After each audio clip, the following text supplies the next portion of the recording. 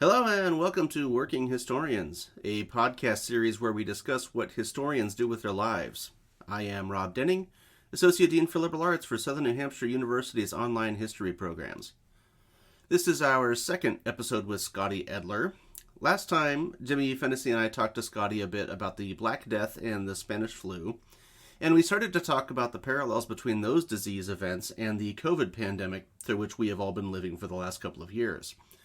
Today, we're going to talk about the long-term political, social, cultural, and public health consequences of the Black Death and the Spanish flu, and how we've been wrestling with those consequences lately.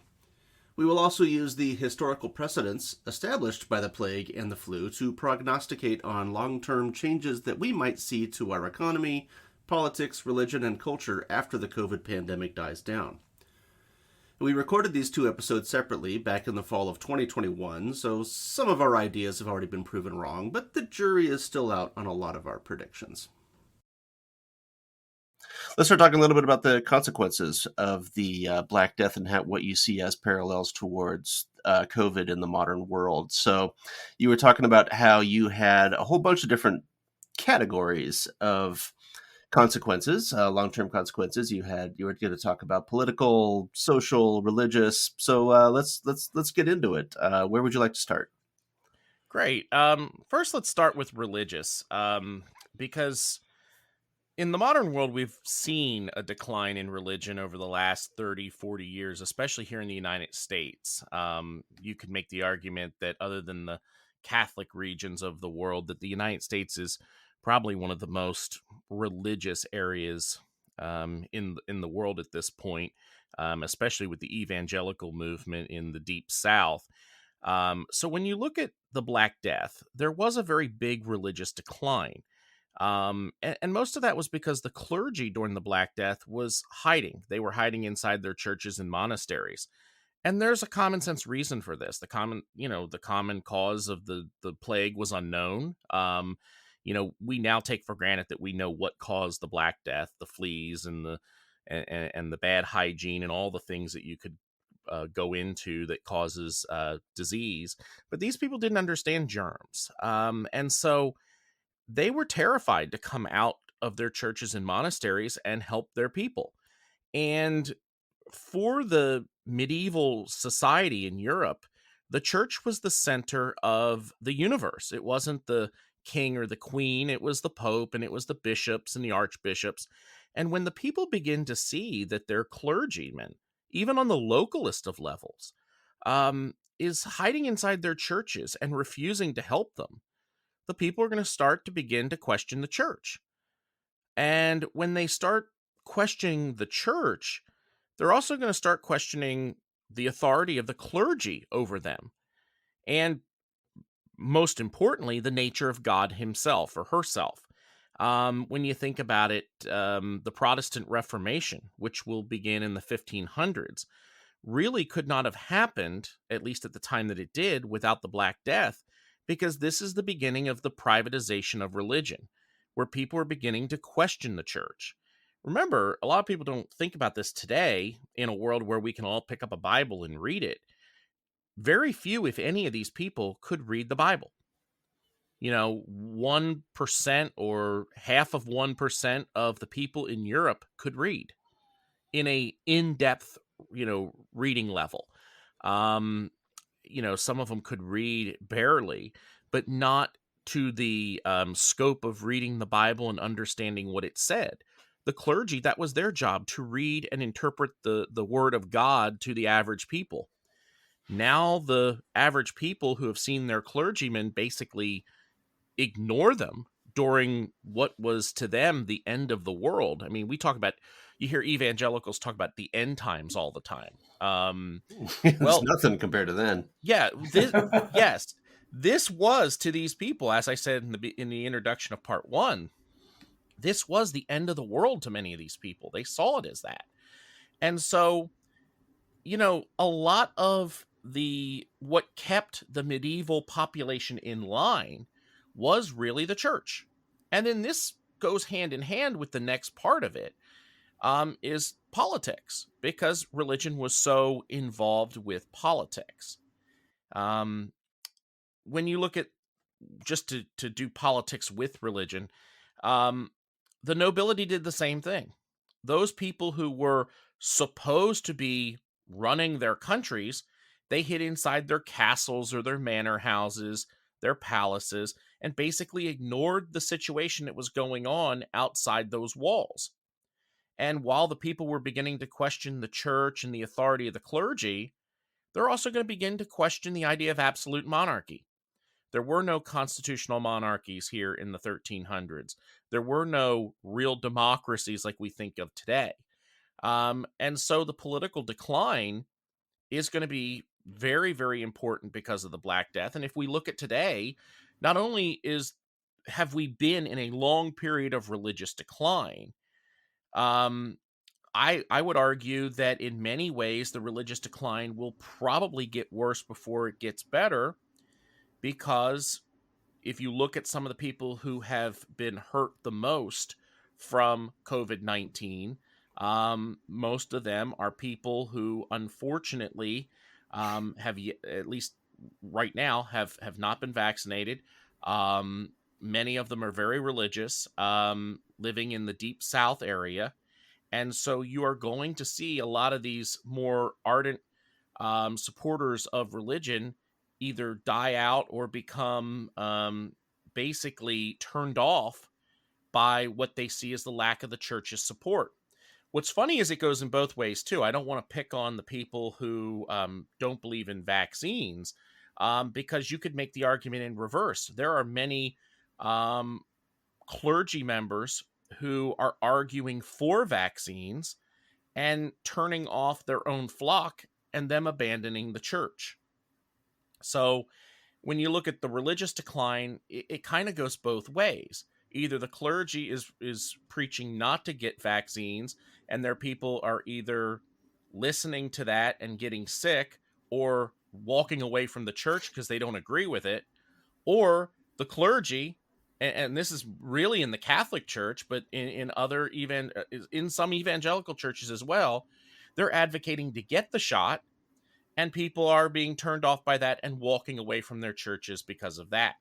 So I do see, and again, all of this is going to be, until we get through another 10, 15, 20 years, it's all going to be hypothetical at this point. But I do see signs of cracks in the religious, I guess you'd say, the religious absolutism that has existed for all this time. And you are seeing a lot more privatization of religion. Just look at the fact that many people during COVID-19 took their religion home.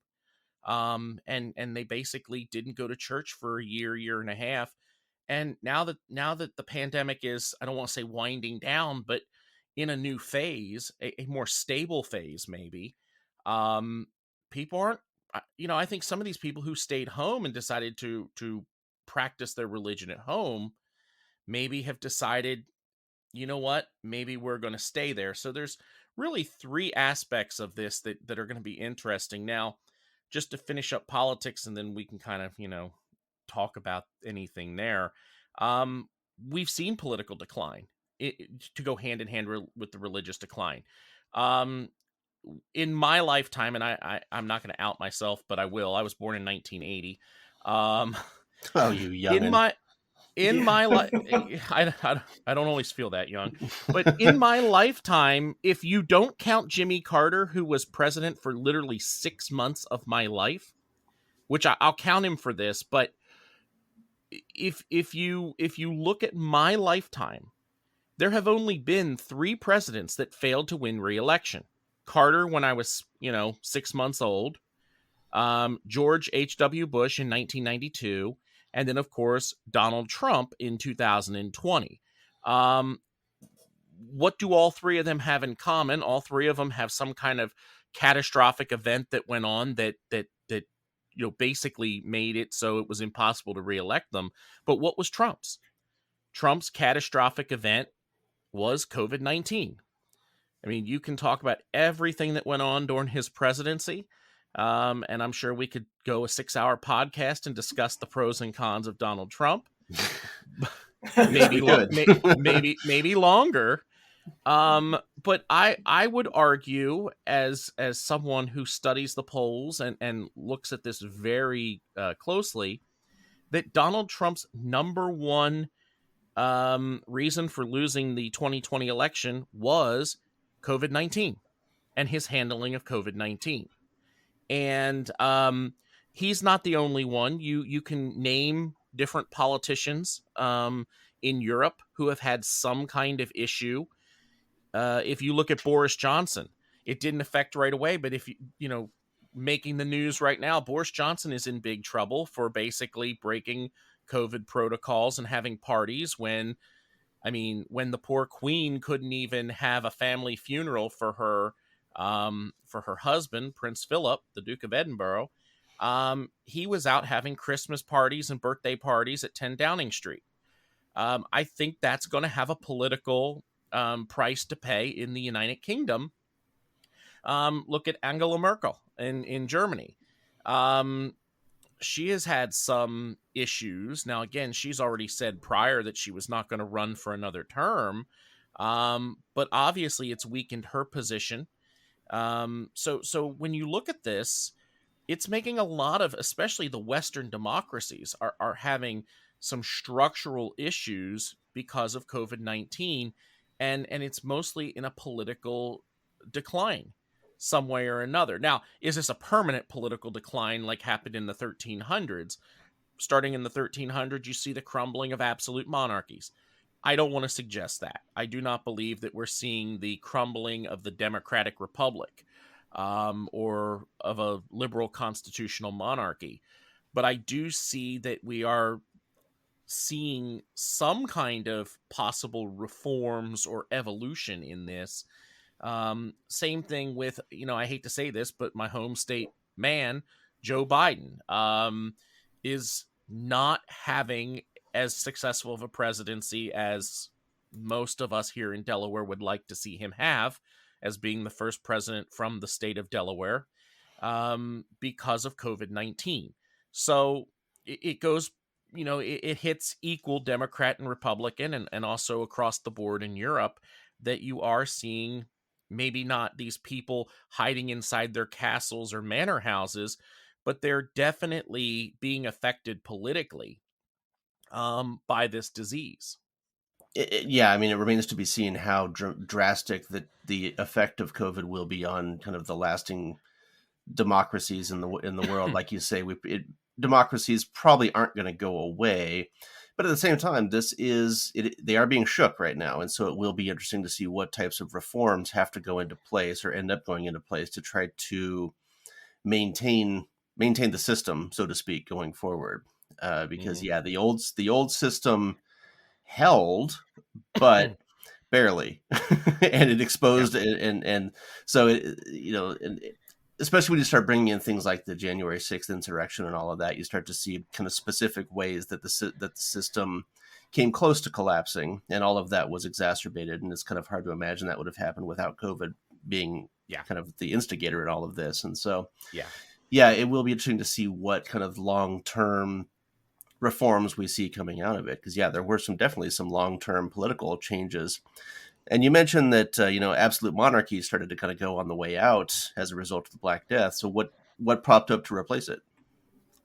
Well, it took time, obviously. I mean, this is kind of basically the genesis of the fall of the absolute monarchies. But when you look at Great Britain, or at this point, it's still England, England will see their aristocracy take more and more and more power away from the crown, to the point that there will be, I'd say, by about 1500, I hate to call it a constitutional monarchy because it's really not, but it's more of an upper class constitutional monarchy with a very strong king, who still has autocratic absolute powers, but was limited by things like the Magna Carta and other items that were able to rein in his power. So England was basically the first of the absolute monarchies to begin to evolve into, by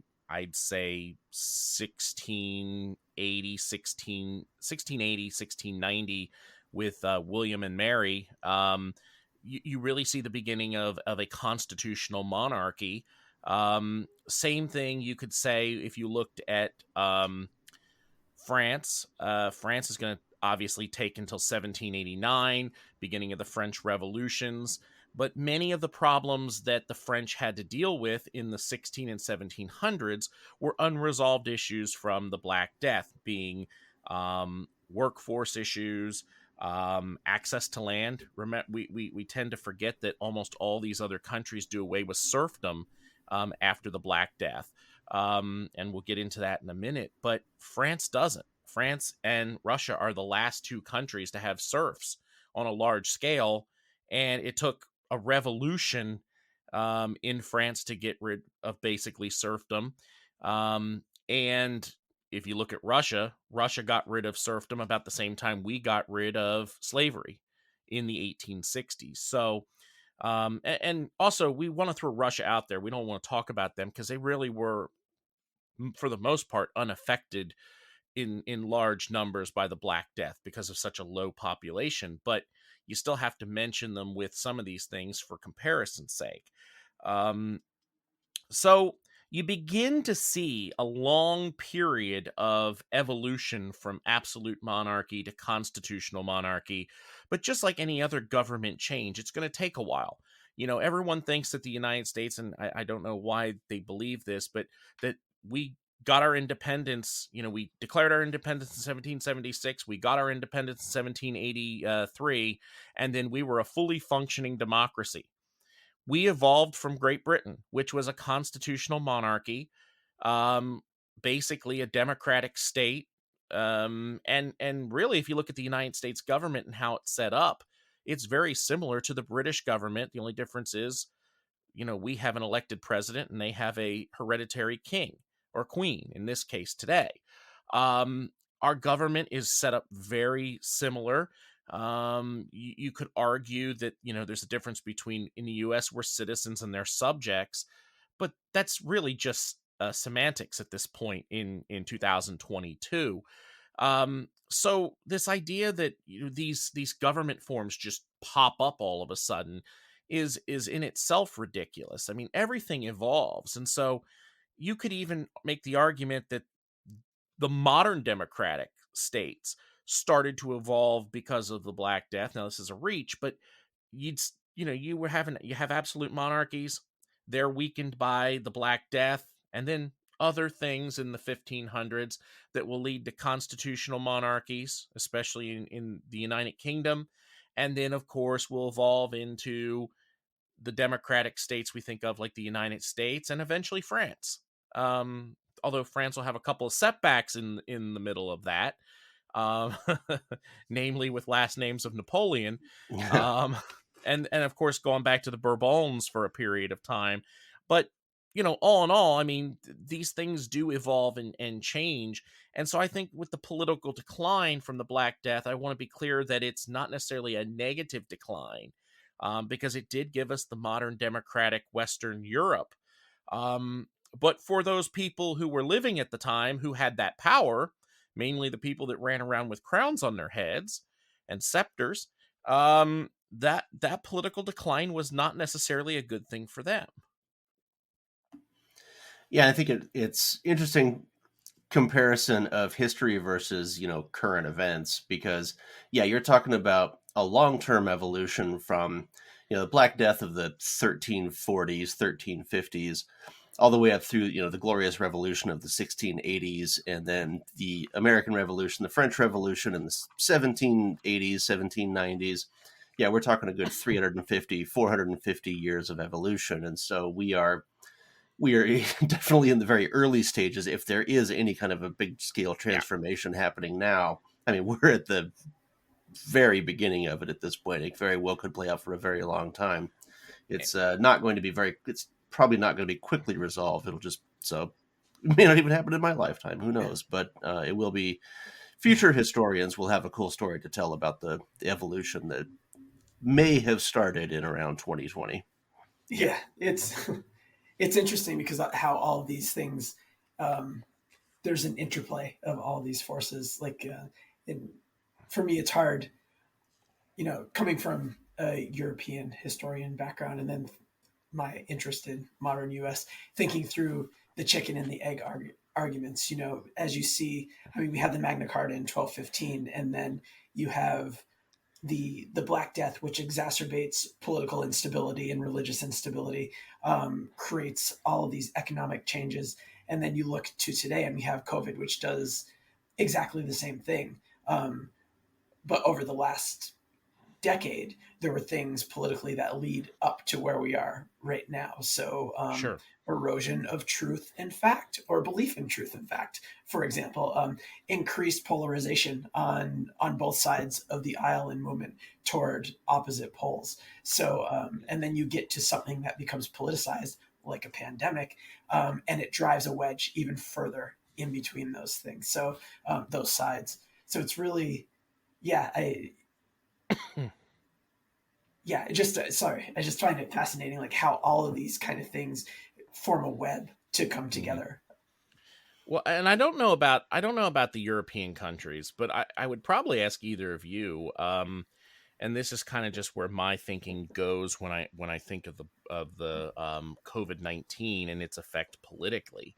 My thought is that maybe here in the United States, maybe this is the event that will finally push the U.S. over the edge towards some kind of, I hate to call it universal or national, but some kind of minimalist, let me say it this way, minimalist healthcare system. And what I mean by minimalist system is very much like the Canadian system. I have a friend from Canada, and she's always talking about, what Americans don't understand about Canadian healthcare is that it's not that if you have the money, you can't or shouldn't go somewhere like the US to get the best possible treatment. There's also good doctors in Canada. It's that they're on the minimal basis. Every single person has access to care for free, basically through their tax dollars. Here in the United States, we don't have that unless you go to the ER, and they'll still send you a bill for the ER when you get out. I don't know if COVID-19 is maybe long-term the thing that pushes us towards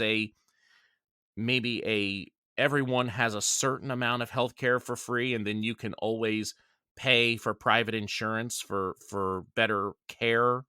On top of that, I don't think that Americans are ready for universal healthcare. I don't think they are. Although I think Jimmy, he's in California, and aren't they talking about CalCare out there? Well, I mean, in San Francisco, everybody has healthcare in San Francisco. So. Okay, yeah, and I mean, some states and cities are doing it, but on a national level, that's kind of my question. Is I just don't know. I think that might be the one major political I guess change that we see out of the Black Death, or not the Black Death, COVID-19. It feels like the Black Death. It's been going on.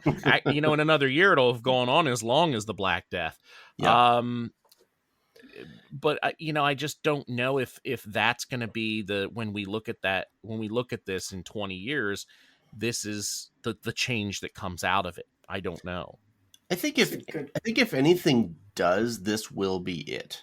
Because there's no other, we haven't had a crisis like this before. And who knows if we'll have a crisis like this again. I don't think we will. But I can see coming out of this at some point, and it's probably, I mean, there's always going to be the, kind of conservatives dragging their feet on it. But I do think that, I mean, there was the path was laid in 2010 with the Affordable Care Act.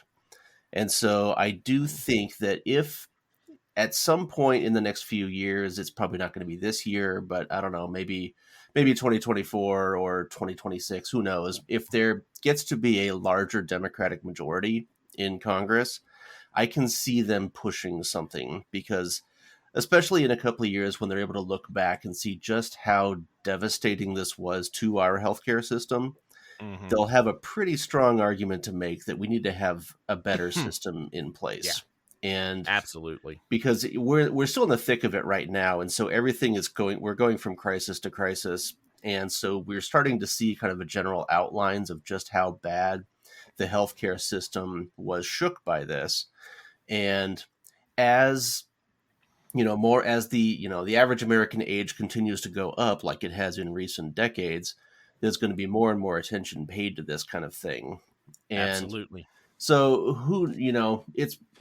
it may never happen, but I think if it does, this is the thing that'll do it, because this is we've never, since, I guess you go back to the Spanish flu, but it wasn't the same. And it wasn't in the same environment, didn't have the same, I mean, the healthcare system back then didn't have the capability to be much better than it was at the time, whereas No. it could be much better than it is now. Absolutely. And so that's my guess. I take it or leave it. But that's kind of where I fall on it, is that this would be the thing that would do it if it is going to happen. Yeah. And for me, not to be the naysayer or play devil's advocate, but I think the more likely thing that will pave the pathway to some type of universal health care is something you pointed to, Rob, which is the increasing average age of Americans. From everything that I'm seeing with COVID-19, yes, the government is getting involved in sending out free vaccines for everybody, free tests for everybody.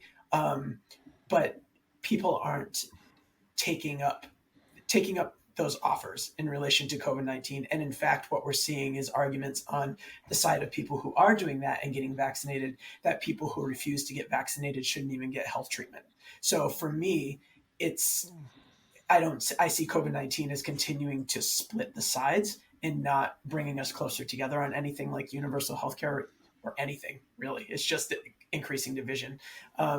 So maybe further down the road, with hindsight, and if sanity reigns and we come back to some type of understanding, or can find some type of common ground and understanding that, like medicine and science actually is important, and open access to vaccines, even though a significant portion of the population didn't take us up on that offer, is the right way to go, because if we were all in agreement, it could have helped a lot of people.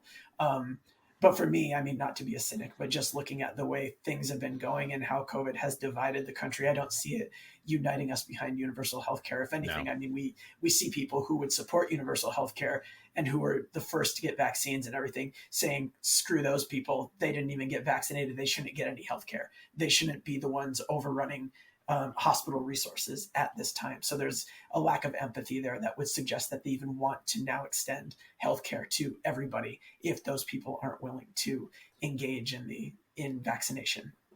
The presentist in me agrees that we're so divided right now. But thinking historically, I'm wondering if 5-10 years down the road, when we're not in the thick of the crisis and people don't have the urgency of the argument for mandates, against mandates, I think the fire will die down. We forget. Americans are really good at forgetting things, and so in 5 or 10 years, it'll be curious to see, and who knows if I'm right or wrong, but I'm wondering if in 5 or 10 years, when the urgency of the situation has gone away and nobody's calling for mandates anymore, you won't have the same people resisting mandates anymore. And once we get into a situation where a COVID shot is basically part of your flu shot that you take every year, Yep. I'm wondering at that point if then we'll be able to have kind of the more detached conversation about just how bad this hit the healthcare system. And I mean, who knows, by that point, maybe the urgency to maybe nobody will care about the impact on the healthcare system anymore. So who knows? But I kind of think that, again, if it's going to happen, I think it's going to happen because of COVID, but a few years down the line, once the urgency is gone. I don't know. I mean, you could be right. It'll be interesting to see. I mean, and by the way, you both could be right in one form or another. Because there are some talks. I have not really looked into this that much, but there are some people, political scientists, who have been saying for the last 20 years and this goes back to political decline, that the United States is basically ungovernable in its current form, and that it is destined to break apart. And so we could all three of us be right. You know, We could all be in different countries in 10 years. So the United States will have universal health care. I mean, that's true. I mean, the East Coast and the West Coast might join in some strange confederation, and then the rest of the country in the middle could be, well, God knows what they would be. But again, this is something that 30 years ago you would have thought was not even possible, that the United States of America could break up into not just civil war north and south, but multiple different states, multiple countries. But I think we can all look at the statistics and look at how we get along with each other and just realize that something is broken, and it's become more broken in the last 5 years. It's getting worse. And it may not be governable. And just to I live in a state that's got 900,000 people in it. I'm not advocating for getting rid of some of our representation, but at the same time, when you have a state like California, we'll pick on Jimmy for a minute, that has probably 20 times that number of people living in it, and they have the same amount of 40 times, yeah. They have the same amount of senators that we have. And again, the Senate's supposed to be equal. I understand that. But we basically, these smaller states, Delaware's more on the side of California, so that's a bad example, but some of these smaller states in the middle of the country who has very few people living in them can block any substantive change. You can understand where the decline in the American Union is. You can understand why a state like California would say, and I'm going to quote Bill Maher on this, why do we need 2 Dakotas? And why do they get 4 senators when California gets 2? And again, I'm not picking on North and South Dakota. I'm sure they're beautiful states. I've only been to South Dakota. But, this country is becoming ungovernable in many ways as a union. And you can't blame that all on COVID-19. But COVID-19 has shown the stress fractures that have been under the surface for decades, if not since the Civil War. Yeah, there's a lot of great political theory out there now on what that disintegration might look like. And unfortunately, it's not East and West in some confederation versus the middle because of the way that pockets exist around the country. It's more like a very messy paramilitary trenches war with the entire political system disintegrating. And it's a scary thing. And I think conversation, and I know we should probably cycle back to our historical conversation. But what I find really interesting about the way that we're looking at things politically now, and even saying that the U.S. is ungovernable, I think it's ungovernable in its current approach. I mean, I've done a lot of learning around, change management and how you bring people together and how you identify common problems and build common solutions together. And that is not the way our political conversation has gone since ever. We've always had political divisions, but those divisions have become exacerbated and calcified since 2000. And Bush v. Gore really is that's where I consider the delineation line, is basically when Bush v. Gore and the Supreme Court ruling basically how the election should go. That's basically the beginning of it. And again, we can't blame that on COVID, but the stress fractures were there. And in my opinion, COVID has opened those fractures up. And again, that gets back to political decline. How does a pandemic or a plague lead to some kind of political change? We see how it did it during the Black Death. It may not be the same exact thing, but there's definitely because let's face it, all the changes that came out of the Black Death, they weren't because of the Black Death. There were underlying conditions. It's basically, you hear people talk about well, no one dies of this. Yeah, there's always comorbidities. A lot of the people, I will say this, a lot of the people who died of COVID-19 did not die of COVID-19. They died of COVID-19 plus this, and this. That's what a comorbidity is. The Black Death did not directly lead to the evolution, just like COVID will not lead to whatever evolution we have, but it is basically what brings all the problems to the surface in a major way. And so, yeah, I mean, to get back to the historical part of it, again, it's always about what's bringing the underlying issues. It's kind of like, I'll give you the World War I example, since that's my area of expertise. The assassination of Archduke Franz Ferdinand did not cause World War I, but it started the war. There were multiple causes of the war, but his assassination is what started it. The war would have happened eventually in some shape or form. It's just what was the spark to light the powder keg. And in many ways, that's what the Black Death was for absolutism in Europe in the mid 1300s, and it's what is going on now with COVID-19. So, and I think the big factor at play here is that the disease brings the outside world into your home. absolutely. Because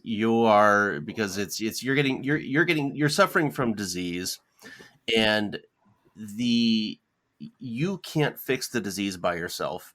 You're Mm-mm. relying on the experts to fix it for you, and that's Absolutely. the authorities. In the Yep. case of the Black Death, you're relying on the religious authorities and the political authorities, and they're all failing you. They've been failing for a long time. Long You time. just didn't notice, and you didn't care because it didn't Mhm. affect you, because you were out, farming your dirt or whatever it is you're doing back then. And so Or in you're our not, case, you're home instead of at work every day. we are suddenly at home. Yep. We're at home, and our kids are not able to go to school. And turns out that a lot of us really like having our kids go to school. And Yep. suddenly you take that away, and it's like the world is ending. And so Absolutely. the COVID is bringing home the systemic problems that have been with us for a long time. But a lot of people were able to tune that out, because a Absolutely. lot of people have the privilege to be able to say, I don't need to pay attention to politics. It doesn't affect me. Absolutely. I'm comfortable in my middle class lifestyle. I'm not being affected by Absolutely. changing legal decisions and all of that. So Mhm. I'm able to tune it out, but suddenly I can't tune it out anymore, because I'm stuck at home. It's My front and job, center. I might have just got laid off. My kids are can't go to school.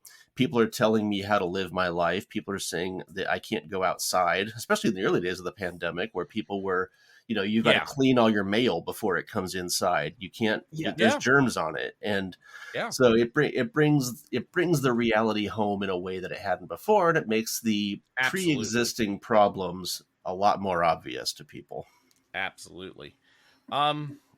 Now let's shift focus for a minute. Let's look at basically what, and this is going to sound, harsh for some people listening, but the positives that come out of all the deaths. Yeah. Now, never during a pandemic do you want to talk about the positives of the deaths, but there are multiple, and some of them are very important for us. First of all, climate change. We think of climate change today and man-made climate change as being really bad, and that the humans are really causing a lot of damage. But what we don't realize is humans have been causing damage since the beginning. It's just the scale that we're causing damage today is obviously, with the industrial world, so much worse. I mean, since the time we were cavemen, we were causing some kind of harm to the climate or harm to the earth.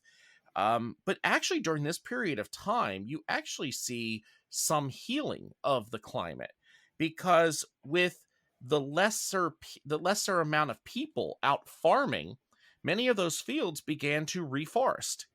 And of course, forests, they take all the nasty things out of the air. They produce something we need, which is oxygen. So the earth actually started for a period of time healing itself a little bit. Now, obviously on a very small scale. Now, let's look at, COVID-19 just for a second. Look at India, look at China, look at some places here, even in the United States. During COVID-19, during the shutdowns, you could actually see the Taj Mahal. And not just from a block away, you could see it from a few miles away. I believe I saw somewhere, I should have brought the picture up for this, but people were able to see Mount Everest from a place they hadn't been able to see Mount Everest for over 100 years because of the lack of pollution. Now, it's going to take a lot to clean out China. China's air quality is terrible, but they even saw a 20 to 30% reduction of their air pollution during the lockdowns. So, first of all, in our case it was lockdowns, in their case it was deaths, but the fact that people weren't out moving around and tearing up the environment, it shows how quickly the earth can start to heal itself if we allowed it to do what it needs to do. So that's one positive thing of the Black Death. The second thing is the reduction of workforce, and this is key because it's basic supply and demand. If the supply goes down and the demand goes up, then what happens to prices? They obviously have to rise. Well, this is what we like to call the transition to capitalism, because the nobility and the clergy are now going to have to ask themselves a question. How are we going to farm our fields? How are we going to harvest our crops? Are we going to do it?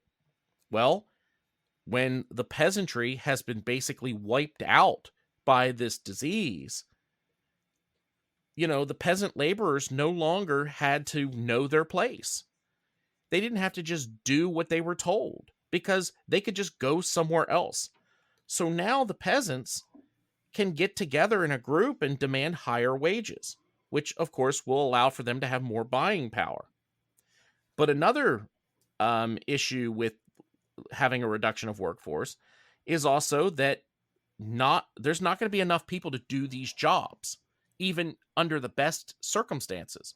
So this is going to be the beginning of primitive industrialization. You're going to see them starting to build mills. If you notice, when the printing press was really being developed, it comes along shortly after the Black Death. And it's because they needed help in doing these jobs. And so they're going to begin to start thinking about what kind of tools can we create to help alleviate the smaller workforce. And so, you could argue that the Industrial Revolution that we talk about in the early 1800s in Europe and then in the later 1800s in the United States, they also get their birth out of the Black Death because of this population decline. And also, just in the when you look at population decline just in the personal level, this was a catastrophic mortality. And many of the most productive members of society were wiped out in this. But one thing to remember is that all of us of European descent are basically descended from someone who survived the Black Death. So when you talk to geneticists, they will make the argument that the people who come out of the Black Death were hardier than those who were existing before. It killed off a lot of the weaker elements in society. Many of the more sickly people, obviously, just like with COVID-19, if you're already sick or have frailties to begin with, if you get another disease on top of it, it could spell disaster for you. But also, more food could be produced for these people. People were just barely getting by before the Black Death. Now more food could be produced than could be consumed, which means people could eat more. But also people could sell off their surplus crops, and they could make money off of that. People could also, if they decided to, cut back their food production and grow other things. So you begin to see more luxury items begin to be produced. More wine on a large scale, more beer on a larger scale, because no one's eating barley. But now that you don't have to eat or basically grow your entire food for the year all summer long, maybe you could just do it in a month or two. You could also transition some of your fields into barley fields or vineyards. And this allowed for people to grow luxury items to make more money, but also to supplement their own life a little bit. And then finally, the smaller population, again, when we look at the health, again, I said we were hardier, the people who got out of this, and they're going to continue to be hardier because the smaller population meant that you can eat more meat and vegetables. Most people in Europe prior to the Black Death, their main source of a meal, sustenance, was bread. That is what you ate. And you might have a little bit of meat and maybe a little bit of vegetable to supplement your bread. Now, all of a sudden, you're eating more meat, more vegetables, and your grains are basically the supplement. Today, of course, we eat, when we go out to eat, we don't order a loaf of bread and then a side of meat and a side of vegetables. They bring us bread for free at the table. And when you look at these things in comparison to today, now, obviously, we are in a plague economy, just like they were. The difference is we have not lost the population, obviously. You're talking 50% in some places, up to 85% in some places in the Mediterranean. So we have not lost the population to suggest that new technologies are going to rise up because of the smaller workforce. But where I will point out is I think that the change, especially when you're looking at the workforce, is a transition to homework. Now, all of us basically work from home or do most of our work from home. I know I've been basically a full-time online instructor since 2014. I haven't been in a classroom since the spring of 2014. I do all of my work online. Most of my colleagues thought I was crazy at the colleges I taught at in Texas because they're like, we love being out with the students. And I'm like, well, you just don't know. You get up in the morning and you do your own thing. And well, we all went to online in, what was it, mid 2020 and then through the end of 2020. And many of them really liked it. And I was shocked at how many people came back to me and said later on, we thought you were crazy for going totally online and doing your thing. But we can get up in the morning, we can have our cup of coffee. We don't have to like rush to get to the office. And it's just not an education. Many offices now are beginning to see a very positive aspect of letting your workers work from home. There's always been this belief in the modern world that if you let people work from home, they're just going to screw around and not work. And what they're finding is that people are more productive and they get their work done faster and have more time to themselves when they do it from home. So that might be one of the changes we see come out of COVID-19.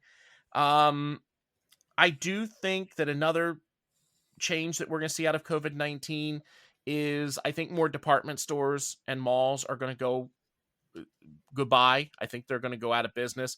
Sears and Kmart have been struggling for a long time. I don't give Sears another 6 months to a year before it's totally gone. I thought it was already gone. Delaware no longer has any, but there are some. There's some out there, yeah. Yeah, but they're a shell of its former self. And I don't believe that this time. I think if we did this interview in 2025, if we did a re-interview and listened to it and then kind of did commentary on top of it, I think we would all be talking about how we couldn't believe that it didn't make it another year. I don't believe there's any way that some places, Macy's is struggling. A lot of these big retailers were in trouble to begin with, and now with COVID-19 and malls being shut down for long periods of time, they either did the right thing and transitioned to online, which was already huge before COVID-19 and then exploded. Or obviously they go out of business. Same thing with the restaurant industry. So many restaurants where I live here in Delaware, because it's a beach resort, they did not have takeout or delivery. It was, they're on the boardwalk. You walk to the boardwalk, you get your food, you go back to your hotel. Now, every single one of them is either doing takeout or DoorDash or Uber Eats or whatever. So I think that, and you hear these restaurants, and I'll say this about the restaurants in this area, they're all complaining about how no one's going back to work in a restaurant. And I find that to be patently false. That they're just sitting home doing nothing.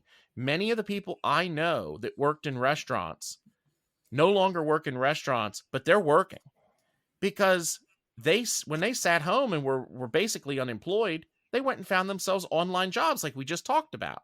Hmm. So I'm not sure if another change that comes out of this is that the restaurant industry has to change their um, hiring practices, and maybe it has to change their paying practices as well. Maybe this $2.20 an hour plus tips, maybe that's not sustainable when someone can say, forget that, I'm going to sit home and work for blank blank online and sit in front of my computer for 4 hours a day and make twice or three times that money. Yeah, I think I believe that too. And for restaurant workers, I'm betting that, curbside pickup wasn't necessary. I mean, it existed before COVID, but Sure. oh my God, it's probably Yeah. my favorite long-term consequence coming out of COVID is Oh, going to be the yeah. continued existence of curbside pickup at even the retail stores, the restaurants, and all of that. And so Oh, absolutely. yeah, I think you're right that a lot of restaurants, I mean, there still will be a component of people that want to go sit down at a restaurant. Everyone's going Sure. to want to do that at some point, but I think the curbside is going to continue to be a much larger percentage of retail and restaurant income. I mean, retail online is obviously going to be huge, but the curbside thing is kind of a game changer, and so that's going to completely change how people work that do go Yeah. to work, because they're going to be processing orders online. The orders will come in online, and they need to Hmm. fill the orders, take it out to the car. That's a very different dynamic than manning a cash register for 8 Yep. hours a day or stocking shelves.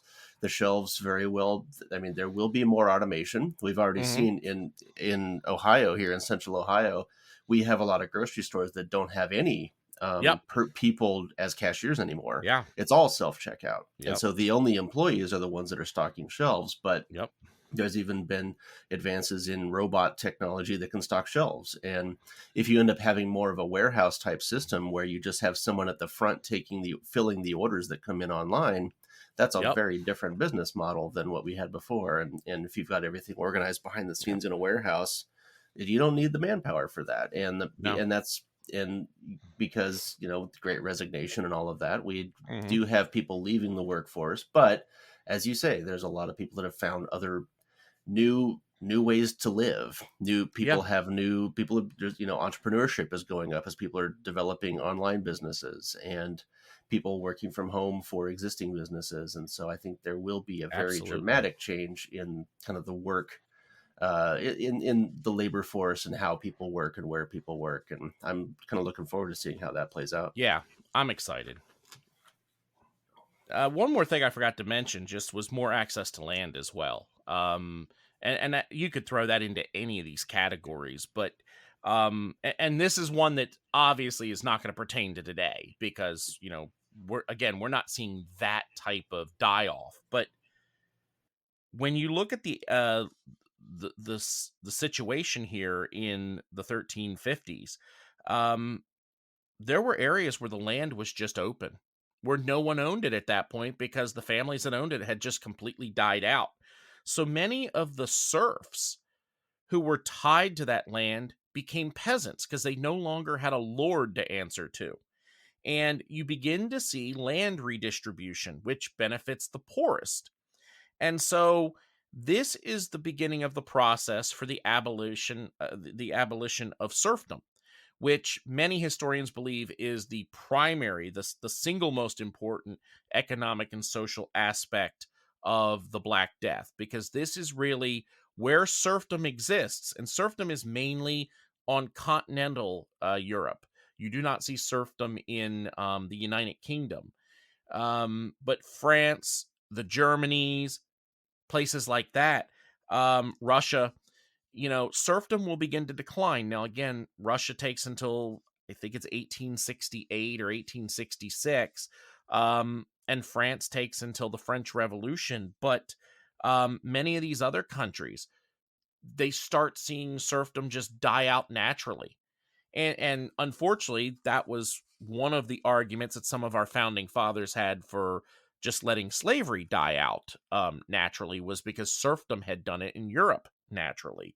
But more access to land was a very positive thing, because it did allow people who previously were tied to the land and had no ownership of the land to now own the land. And then we go back to, they can decide what they grow on that land. They can decide what they do with it. And they make the money off of it.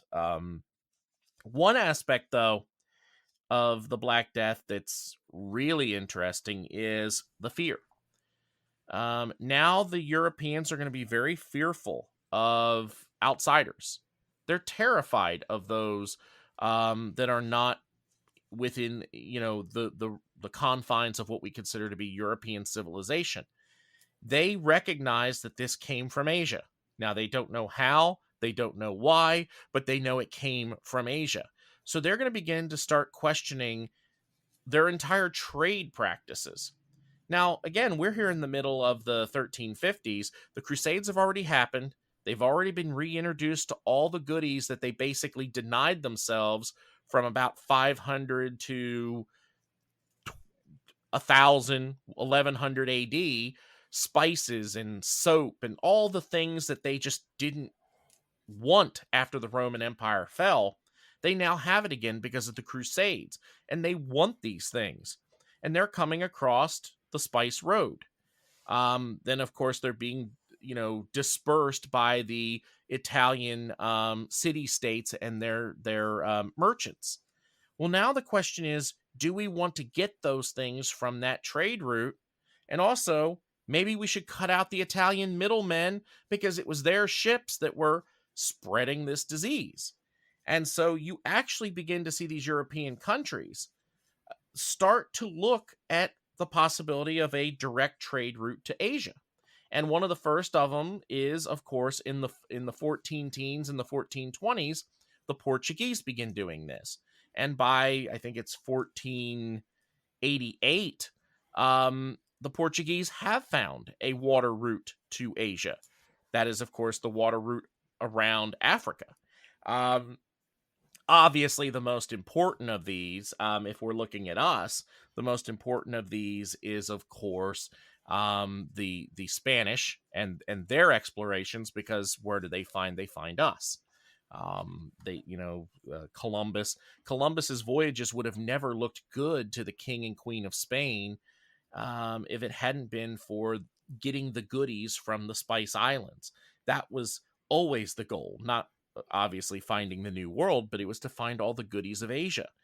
And so you can basically argue that one of the most important aspects of the Black Death is, of course, the Columbian exchange, or the voyages of Christopher Columbus.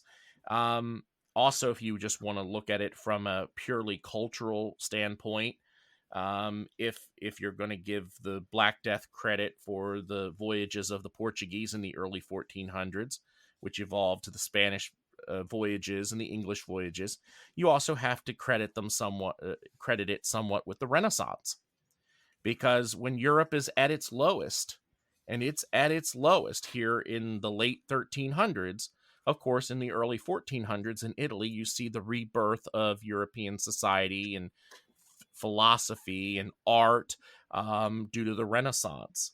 So, which I personally think is one of the more important cultural aspects of the Black Death, although I would argue that, yes, the Columbian exchange is probably more important day to day, but just for the imaginative ability, because I think you could go, again, chicken and the egg. If the Black Death caused the Renaissance also influenced the European exploration movement. So you could argue that even though the Black Death probably caused both, or helped influence both, that the Renaissance also helped influence the Columbian voyages and the Portuguese voyages and all those. So just because of the imaginative ability. And again, most of these people were just, I hate to attack these people because it's 1350. We all had ancestors living at that time. You hate to go back in time and tell them that they're cavemen or that they were not sophisticated people. But in the 1300s, living in Europe was a tough place. It was not a great place to live if you didn't have money. And many of these people were just trying to survive. They weren't sitting around thinking about art and literature and sculpture and philosophy. And, they were thinking about religion and death. How am I going to get through the next week of my life? So the Black Death had a lot of very important cultural aspects when it comes to the modern world. A lot of people, and I think this is a great point when they talk about the Middle Ages, that basically the Middle Ages were like a computer that was frozen. And you know what you do with a computer that's frozen? You unplug it and plug it back in. And the Black Death was basically unplugging the plug and plugging it back in. Now, again, that sounds terrible when we talk, because these people were our ancestors, obviously. We at least had a few ancestors there. But it's true. I mean, society was basically stalled. It was stuck. And, the Black Death was one of those events. It was basically like pulling the plug and plugging it back in and seeing if it would reset itself. The Black Death was the universal help desk of 1347. Yep. Absolutely. Yep. Absolutely. The Nintendo cartridge you need to pull out and blow on. Right. Boy, those were the days. Yeah. And then the last part of cultural social aspect is obviously psychological. The Black Death had major long-term repercussions that we don't even think about when it comes to cultural, like what we think of as art and what we watch. The Black Death left this imagination of death. People obviously after the Black Death were basically obsessed with it. They were obsessed. I mean, think of the scope of the death that they saw. I mean, we've seen the pictures of the pits with the bodies in them and bodies piled, as high as a building. Not at that time, you begin to see it in the art, the danse macabre phase of art, or the dance of death. A lot of their art begins to become very dark. And you could argue that later on Gothic art took the later Gothic art took this to a new level. But also just look at what we like today. The early 20th century, the early 1900s, some of the earliest films were what? Horror films. Dracula.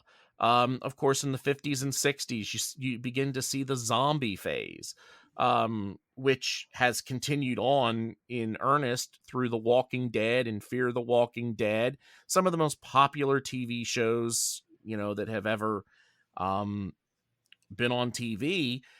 And you look at it and you're like, why are we so obsessed with dead and Dracula, vampires? They're dead that come back to life, and zombies are dead that come back to life, but not as charismatic as the vampires. And and you look at this and you're like, why are we so obsessed with this? And many historians believe that really this fascination with death started at this time. Yes, we've always been fascinated with what happens after death, because it's really the one thing we don't know. I mean, religious people can say they know what happens when you die, but we really don't know 100% what happens when a human dies, other than they're not here anymore. So the question is, why is it that the art all of a sudden becomes so gruesome and skulls and all this stuff that they begin to put in there, and the Black Death has a lot to do with it. Now, I'm not blaming the Black Death I'm not blaming Rob Zombie on the Black Death. But I will say that someone who inspired him, up the chain, did have some kind of uh, some kind of influence from this type of thinking, this fascination with death. Yeah, and I've wondered. Um, yeah, so it totally makes sense. There's kind of this fascination with death and fear of the unknown that would drive some of the scientific advances that we could use to characterize the Renaissance and the scientific revolution. Kind of this desire to understand the way the world works, understand why this thing happened. Um, I've also wondered psychologically if it kind of led to a bit of a sense of, we survived the Black Death. We who survived the Black Death did Mhm. so because there's something superior about us, whether it's our culture or our religious beliefs or our scientific inquisitiveness. Um, I've always kind of thought of the survivors as being plagued by fear and doubt, but also enjoying some self-confidence Sure. and possibly over self-confidence that kind of led them to kind of tying in some of the other kind of threads that you were playing with there. But going and lashing out, maybe too strong a word, but pushing back against who the people that they saw as outsiders, that they saw as they're inferior. They may have served the Black Death too, but in the wake of the Black Death, you start to see the big push to get the Moors out of Spain, Sure. and you start to see all the expansion that you're talking about around the world. And I can't help but think that some of that was fueled by a sense of Europeans' self-confidence and kind of arrogance that kind of came out of the idea that we survived. Therefore, our ideas were correct because we were Yeah. spared. And, ours, it's totally legit for us to go and impose our ideas on the rest of the world because, we did it. And Yeah. sure, there were, Africans and Asians that survived also, but you know what? In We've larger numbers. in larger numbers, Yeah. but at the same time, we survived the crisis to end all crises. Absolutely. And so we're going to just kind of do our thing, and You know, everybody better just deal with it. I think you have a strong point there. I think that everything you said was true before the Black Death. The thinking wise, I think that, yes, the survivors of the Black Death, um, they were emboldened because they either had been infected and survived, or they, in their thought, were not infected at all.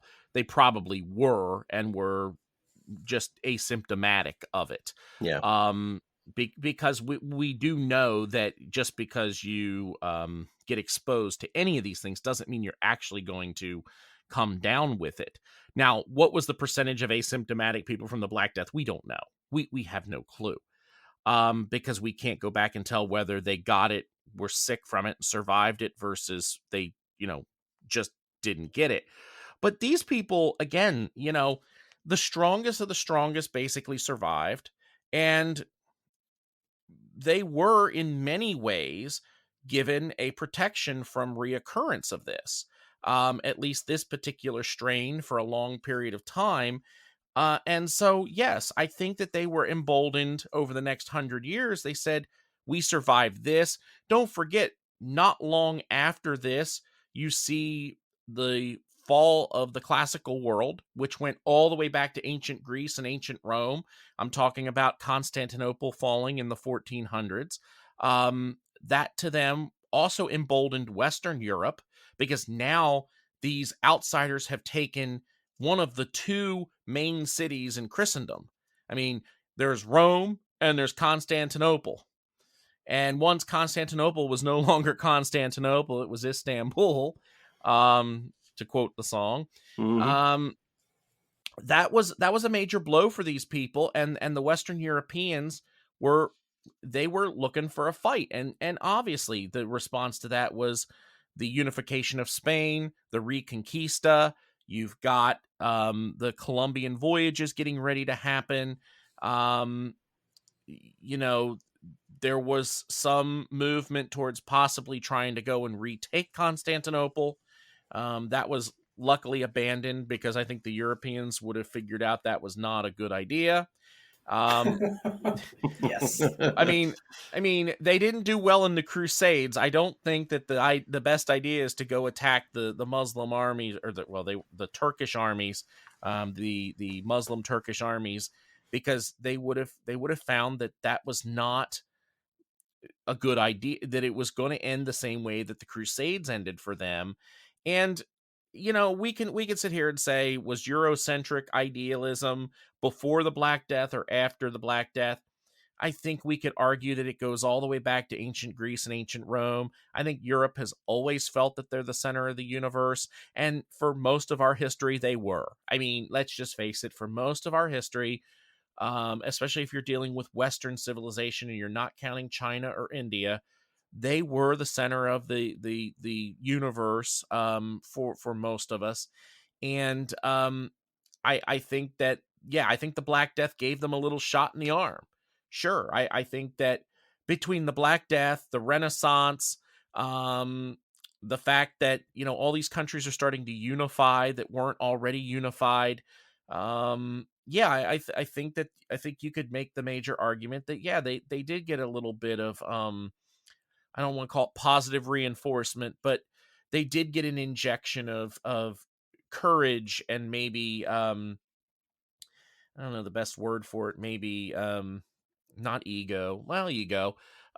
They really did think that they were on the top of the world. And by the way, they proved it for another couple hundred years because they conquered an entire 2 new continents very easily, by the way.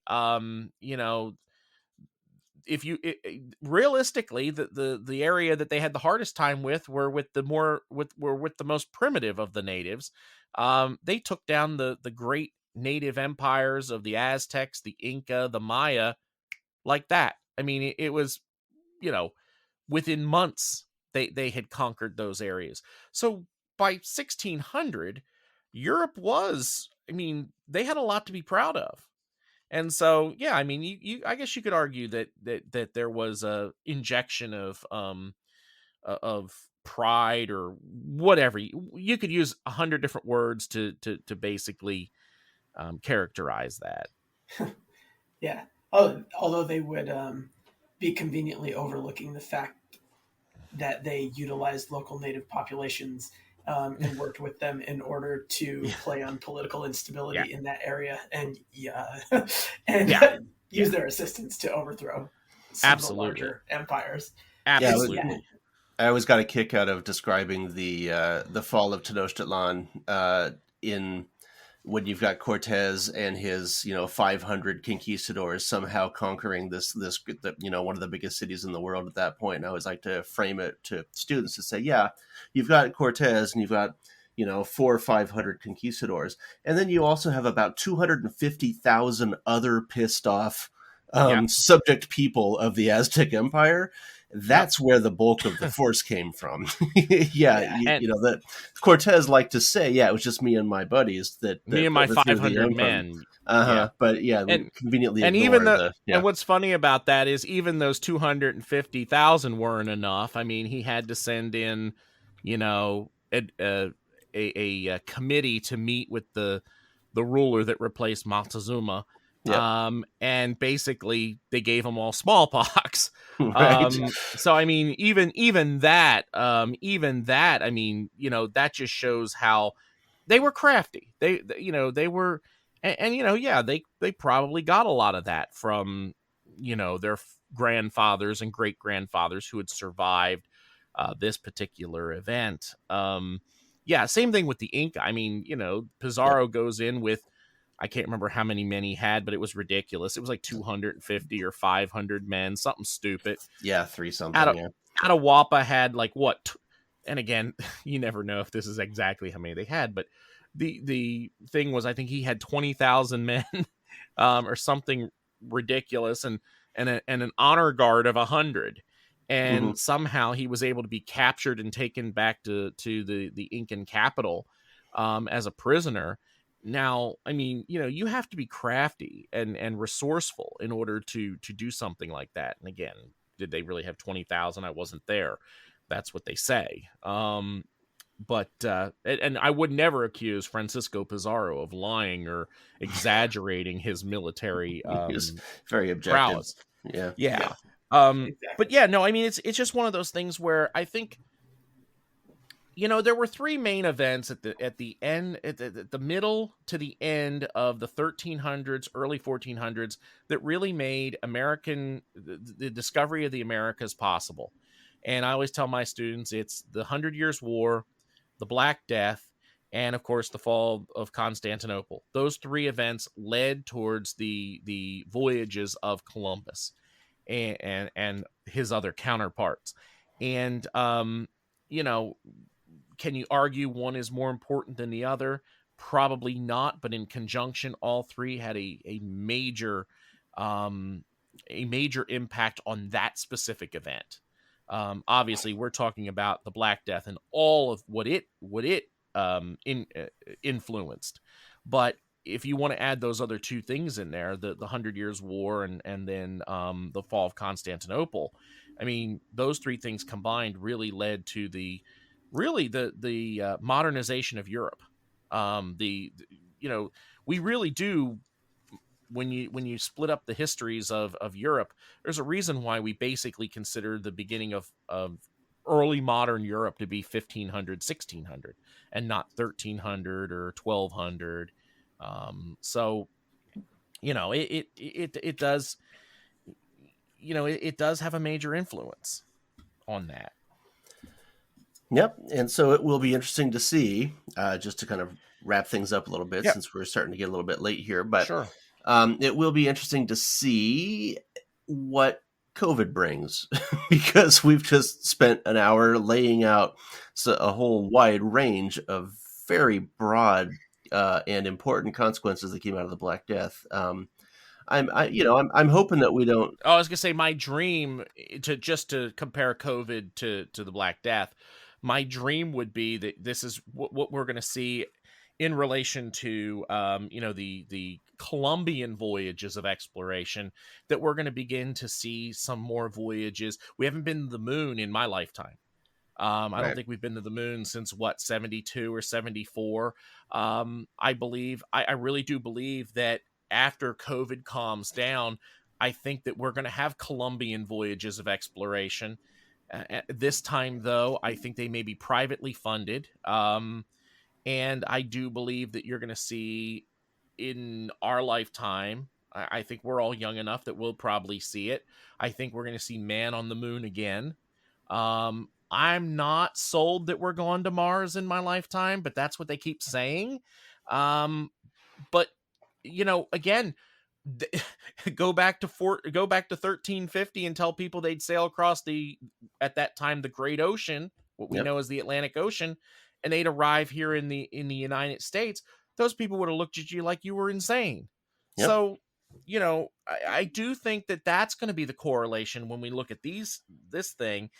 I think you're going to see that we're going to come out of this and we're going to begin to yearn to explore again.